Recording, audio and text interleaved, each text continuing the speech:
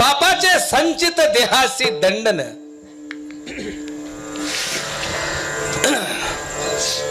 चोरापुढं चोराचं तक्रार मांडायला गेले की चोराला राग येतो.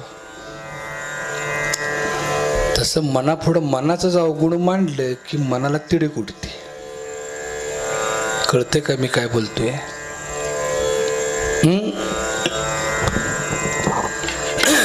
मनाचं चांगुल पण बी बघायचं आपल्याला. पण कर्म जे घडतं ते मनाच्या आज्ञेनं घडतं हे जरा समजावून घेऊया. पापाचे संचित देहासी दंडन तुझं नारायणा बोलणं आहे. युद्धभूमीवरती प्रत्यक्ष युद्ध करणारे सैनिक वेगळे, त्या सैनिकांना आज्ञा एक वेगळे सैनिक देतात, परिसराची भूमिका समजून घेतात आणि त्यांना संदेश देतात, त्यांना सल्ला देतात, त्यांना मार्गदर्शन करतात पाठीमागं राहून. त्याच्याही पाठीमागे एक जण आहे,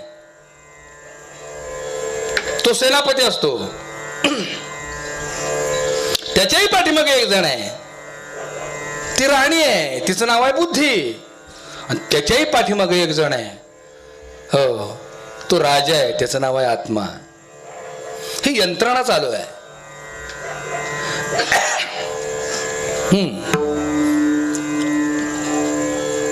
युद्धभूमीवरती प्रत्यक्ष कर्म करणारे सैनिक वेगळे, त्यांचं नाव कर्मेंद्रिय. त्यांना संदेश देणारे वेगळे, त्यांचं नाव ज्ञानेंद्रिय. त्यांच्यावर नियंत्रण ठेवणारे एक सेनापती, त्याचं नाव आहे मन. त्याच्या पाठीमागे एक बुद्धी आहे की ती सर्वच जाणते. आणि त्याची पाठीमागे एक जण राजा, तो आहे नावाला आपण काहीच करत नाही. बघा समजून घ्या. म्हणजे पाप कर्म कसं होतं आणि दंड देहाला कसा मिळतो, एक छोटासा दृष्टांत बघूया. युद्धभूमीवर कर्म करणे. आता तुमचं आमचं काय चाललंय, तेच चाललंय. रात्रंदिनामा युद्धाचा प्रसंग, सकाळी उठल्यापासून संध्याकाळी झोपेपर्यंत आमचं तेच चाललेलं आहे. पण कोणाच्या आज्ञेनं चाललेलं आहे हे जरा समजावून घेऊ. म्हणजे तुकोबरायांनी या ठिकाणी मनालाच का उपदेश करायला लक्षात येईल.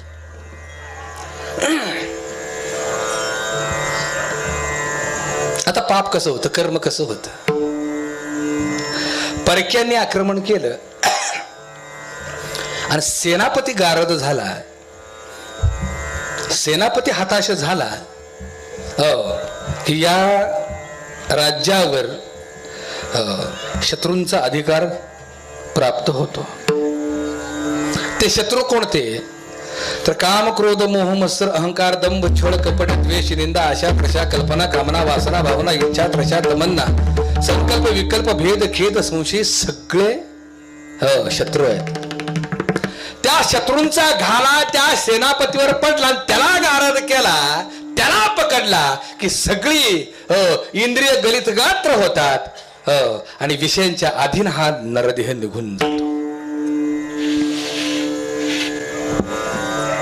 कळते ना अध्यात्म? समजून घ्या. दृष्टांत बघूया. कर्म कसं घडतं, पाप कसं घडतं, दंड देहाला कसा मिळतो. समोरून एक सुंदर देखणी तरुण स्त्री येत होते. बघितलं कोणी? डोळ्याने बघितलं. डोळ्याने काय सांगितलं? सुंदर देखणी तरुण स्त्री समोरून येत आहे, डोळ्याने सांगितलं. सेनापतीनं कळलं. बुद्धी म्हणली क्या बात है. बुद्धी काय म्हणली? क्या बात है. लगेच मनाला काय, सेनापतीला काय ग बसवलं नाही. ते म्हटलं जमते का बघ. कोणाला म्हटलं ते जमते का बघ? कर्मेंद्रियांना. कर्मेंद्रियांना त्यांना आज्ञा दिली सेनापतीनं, जावा जमते का बघा. सगळ्यांच्या भूमिका सांगतो बरं.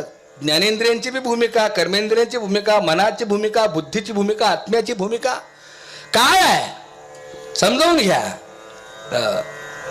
डोळ्यांनी सांगितलं सुंदर नवजवान देखणे समोरून स्त्री येत आहे. बुद्धी म्हणाली क्या बात है. मन म्हणतंय कर्मेंद्रियांना जमतंय का बघा. बिचाऱ्याने आज्ञा पाळली. पाळतातच आज्ञा. तंबाखू आहे पण चुन्याची डबी राहिली घरात. हे सांगते राहू दे की आता काय नगर मन म्हणते नगले का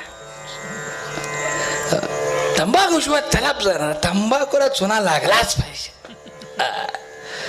अरे म्हणतो आले का राहू दे का तर डबीर घरात राहिले का छा छा असं नाही काय बी कर पण तंबाखूला चुना लागला पाहिजे. कोणाबरोबर संवाद आहे मनाबरोबर संवाद आहे. हे मनाचं ऐकतं 3 किलोमीटर जातं चुन्यासाठी जातं का नाही. लय डॉक्टर करतं लय उपचार करतं दारू सोडायचीच आज जीव गेला तरी चाल सोडायची. कधी ठरतं सकाळी.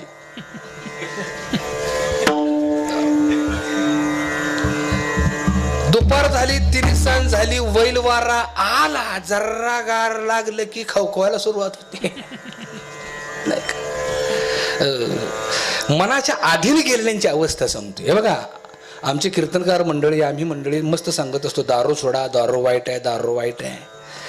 आमच्या सांगण्यानं जर दारू सुटत असती तर सगळं बंद व्हायला पाहिजे होतं. महाराष्ट्रात 1-2 नाही 50,000 कीर्तनकार आहेत.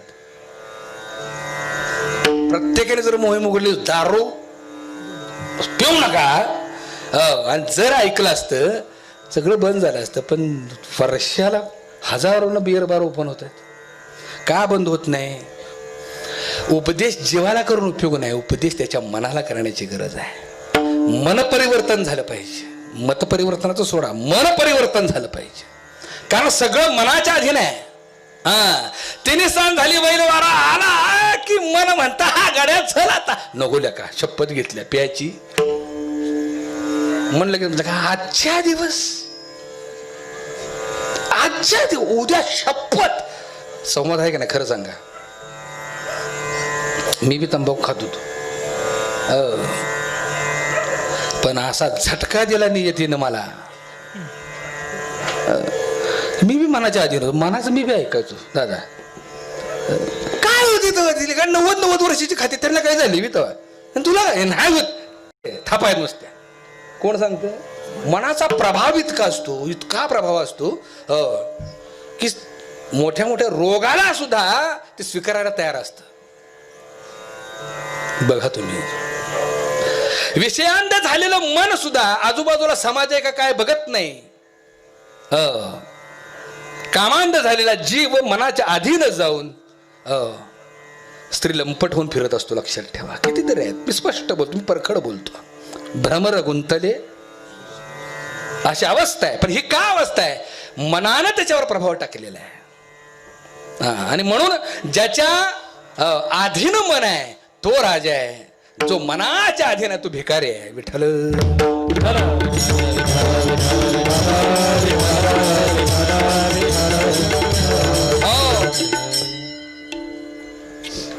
डोळ्यांनी सांगितलं सुंदर देखणी स्त्री आहे.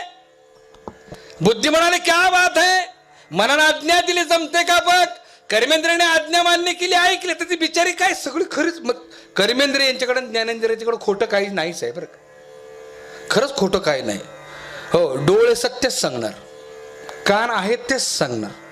हो जे जिभेला टेकवले तेच सांगणार. म्हणजे ही जी ज्ञानेंद्रिय ती सत्य बोलतात. कर्मेंद्रिय सत्य कर्म करत असतात. त्यांना घेणं देणं नसतं. पण कोणतं कर्म करावं हे त्यांच्या हातात नाही. का आज्ञा कोणाची आहे सेनापतीची.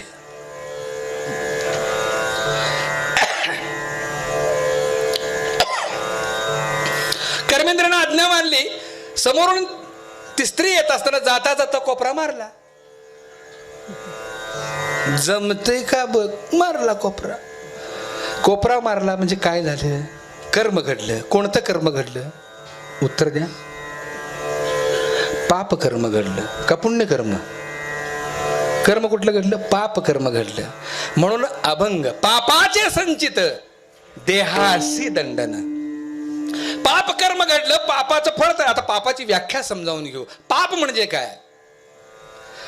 इंद्रियांचे विषय कोणकोणते रूप रस गंध स्पर्श आणि शब्द. इंद्रियांचे विषय आणि देहविकार. मग सांगितले काम क्रोध मोह मत्सर सगळे देहविकार आहेत.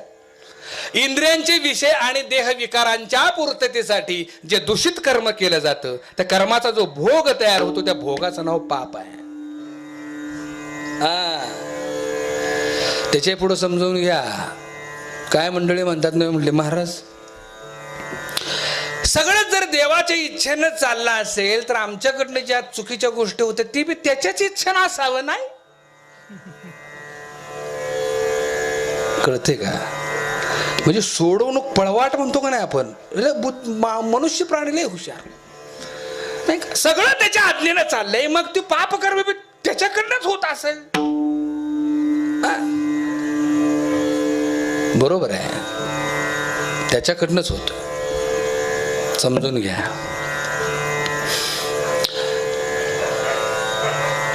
पाणी पाणीच आहे, पाणी हे पाणीच आहे. एका शेतकऱ्यानं एका शेतामध्ये 20 गुंठ्यात मिरची केली, 20 गुंठ्यात ऊस केला, 20 गुंठ्यात कारलं केलं, हो, आणि राहिलेल्या जागेत चिचेची झाडं लावली. पाणी एकच, सगळ्यांना पाणी सारखंच, हो, पण कारल्याचा गुणधर्म कडू, ऊसाचा गुणधर्म, चिंचेचा गुणधर्म आंबट, मिरचीचा गुणधर्म हे बरं आहे. बरं, पाणी सगळ्यांना एकच पाजले, पण हे कसं काय वेगवेगळं? अर्थ कळला का? परब्रह्म शक्ती ही प्रत्येकामध्ये आहे, ती शक्ती आहे, पण त्या शक्तीचा उपयोग कुठं करावा हे मनाच्या हातात आहे. शक्तीच आहे ती, आणि त्याला त्या मनाला बी शक्ती देणारा कोण आहे? मन बुद्धी चित्तने अहंकार हे अंतःकरण चतुष्टय 4. मन बुद्धी चित्तने अहंकार यांनाही शक्ती पुरवणारा तोच आहे. तोच जर वजा झाला ह्यातनं तरी चालतील का? नाहीच चालणार. म्हणून मी उदाहरण दुसरे देतो. घरामध्ये वीज आहे, पण तीच वीज हिटरला दिली आणि तीच वीज कूलरला दिली. हिटर मधनं वारं कसलं? गरम, आणि कूलर मधनं हे असं का? वीज जरी एक असली तर उपकरण वेगळे आहेत, त्यांची तत्व वेगळे आहेत. तसं मन बुद्धी चित्त आणि अहंकार यांचे गुण वेगळे, तत्व वेगळे आहेत. लक्षात ठेवा. रजोगुण, तमोगुण आणि सत्वगुण हे तिन्ही गुण आहेत, पण त्यांना शक्ती पुरवणारा सुद्धा तोच आहे. पण ज्याला शक्ती मनाच्या माध्यमाने जास्त जाते तो गुण प्रभावित होतो, आणि त्या त्या पद्धतीने जीवाकडून कर्म घडतं, आणि त्या त्या कर्माप्रमाणे जीवाला भोग भोगावे लागतात. पण ते सुखाचे भोग असतील तर दुःखाचे भोग असतील. समजून घ्या. लय जड वाटते का? जड वाटते? सगळे गंभीर आहेत. महाराज आता उरका, आता झाले, आता नाही. आणि ह्याला विरोध करणारा बी मनच आहे का? तुम्ही बी मनाच्याच आधी नाही. कसलं लेख आपलं 2 तास ढेंजळांग टिचळांग कडे टांग टांग नाही का? मस्त मध्ये डिस्कोची गाणी बिनी म्हणायची जरा लेखा. काय लेखा असलं ती मन बुद्धीची. तर आम्हाला काय करायचं आहे? दिवसभर पिट्टा पडतोय कामानं, संध्याकाळी म्हटलं मनोरंजन व्हावं, ऐकावं, तर हे लेखा तुझं रामायण काय? बरोबर आहे की नाही?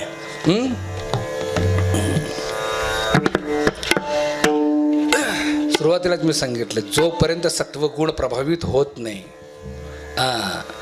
आणि ज्या कीर्तनातनं शृंगार निर्माण होतो तो कीर्तन नाही आहे, तो तमाशा आहे. आणि ज्या कीर्तनातनं सात्विक गुण जागृत होतो ते खऱ्या अर्थानं हरिकीर्तन. विठ्ठल